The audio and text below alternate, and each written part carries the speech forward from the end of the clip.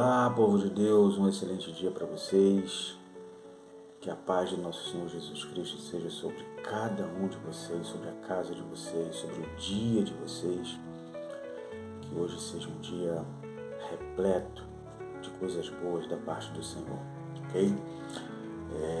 Dando continuidade aqui à nossa leitura no livro de Gênesis, dentro daquilo que Deus colocou no nosso coração de estar fazendo a leitura de todo o Pentateuco, ou seja, Gênesis, Êxodo, Levítico, Números e Deuteronômio. E hoje nós estamos dando continuidade no capítulo 37 e o capítulo 38. E o capítulo 37 vai falar sobre a venda de José, ou seja, seus irmãos vendem José aos midianitas, que vem a ser, ou seja, os descendentes de Ismael e, consequentemente, primos, desses filhos de Jacó. Jacó sendo filho de Isaac, Isaac, por sua vez, sendo irmão de Esaú. Então, são gerações que têm seu parentesco. E vejam que anos se passaram e a Bíblia vai dizer que José era muito querido por Jacó, já que José era o único filho de Raquel, a mulher a quem ele amava muito.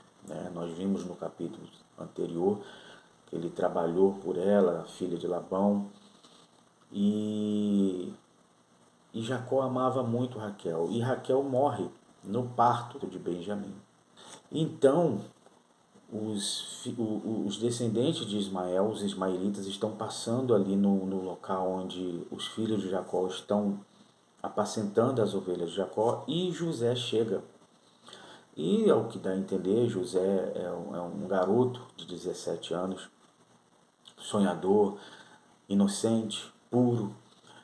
E aí ele começa a ter sonhos acerca do seu futuro.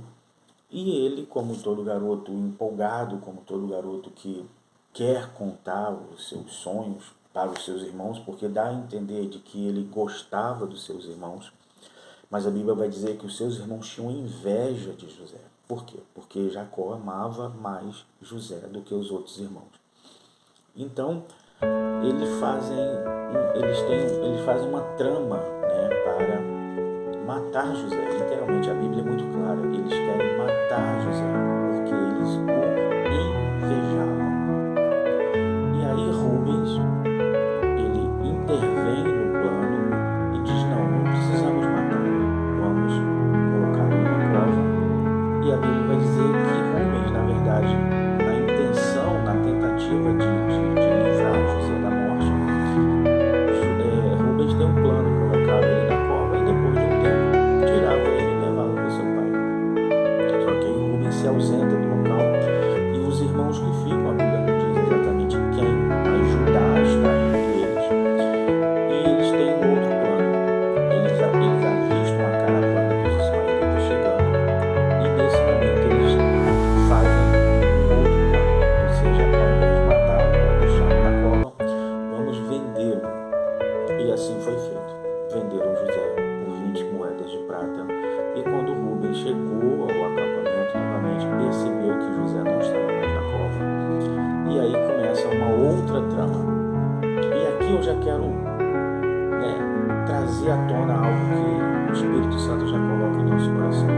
A Bíblia fala que um abismo chama outro abismo. Ou seja, uma mentira chama outra mentira. É aquela história que diz que se você mente, o diabo é o pai da mentira. Então, se você mente, você tem que continuar mentindo a sua vida inteira. Porque você mente hoje e amanhã você tem que mentir para sustentar a primeira mentira. E depois de amanhã você tem que mentir para sustentar a segunda mentira. E logo depois a terceira mentira. E assim sucessivamente. Ou seja, você vai viver uma vida de mentira. Ao passo que, no momento em que acontece algo contigo, se você fala logo a verdade, confessa, ou você explica o que realmente aconteceu, você interrompe esse ciclo de maldição, esse que não tem nada a ver com maldição hereditária, mas esse ciclo de consequências negativas sobre a sua vida. você falou a verdade, confessou o que você cometeu e pronto. Haverá o perdão e haverá a consequência, mas você está livre daquela situação, porque você confessou e resolveu aquela questão ali. Mas não, ao passo que quando nós mentimos e protelamos, nós ficamos escravos da mentira. Então José é vendido para casa, José é vendido para o Egito, e lá na frente a gente vai ver que ele foi vendido para a casa de Potifar. E no capítulo 38 acontece uma coisa interessante. A Bíblia, ela tem os seus propósitos, né? E Deus, através da sua palavra, ele é infinito em sabedoria, mas a composição dos capítulos de Gênesis, quando chega no capítulo 38, é como se a Bíblia abrisse um parêntese, né?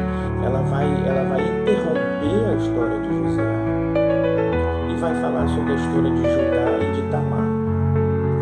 Judá, ele vai na casa de um amigo Deus chamado Ira, na terra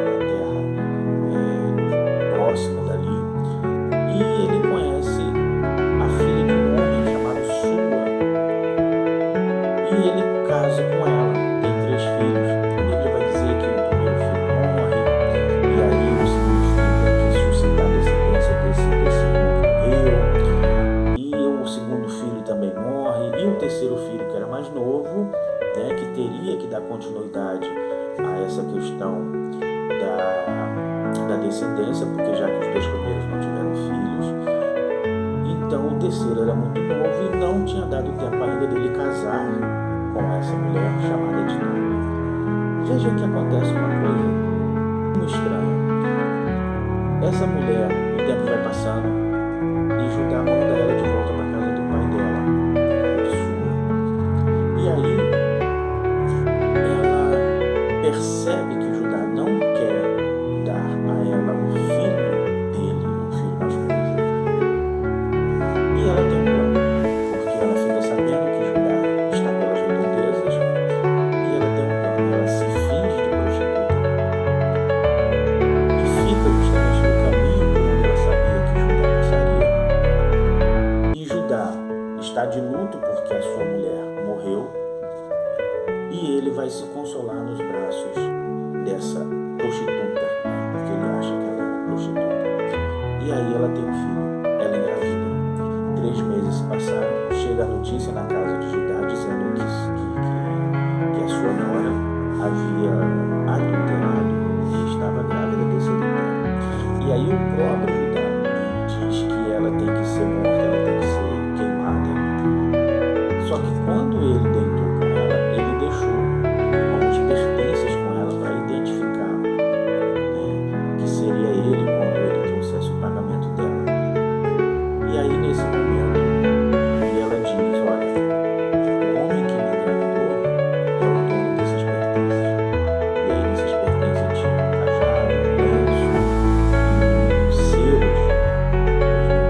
E aí Judá, ele se arrepende amargamente de ter feito aquilo. Ele inclusive chega a declarar que ela é mais justa do que ele. Ele que procurou, né, essa maneira de se consolar. Então o que nós aprendemos aqui também no capítulo 38 com esse evento de Judá e de Tamar? Nós percebemos que Judá agiu pela emoção, agiu tão somente pelos seus impulsos, pelos seus instintos. E não só na Bíblia, mas toda a nossa vida você vai ver que pessoas que agem por instinto, por impulso, a tendência é dar errado.